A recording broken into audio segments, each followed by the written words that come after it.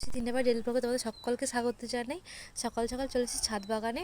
দেখো ছাদ বাগানের রজনীগন্ধাটা কত সুন্দর হয়েছে, এবং এই যে চন্দ্রমল্লিকা কুঁড়ি, জানি না এটা হলুদ কালার হবে মনে হচ্ছে বা কী কালার বুঝতে পারছি না, কত সুন্দর হয়েছে।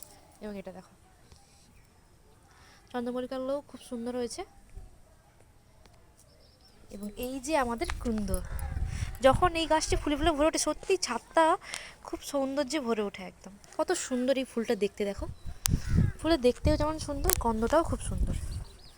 এরপর তোমাদের দেখাই এই যে সাদা গোলাপ। দেখো সাদা গোলাপ, কিন্তু গোলাপের কালারটা দেখো,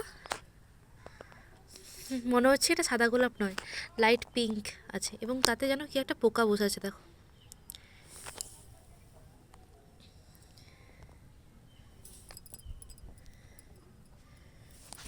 এই সাদা গোলাপটা খুবই সুন্দর, কিন্তু যখন ফোটার সময় কত সুন্দর হয়েছে দেখো।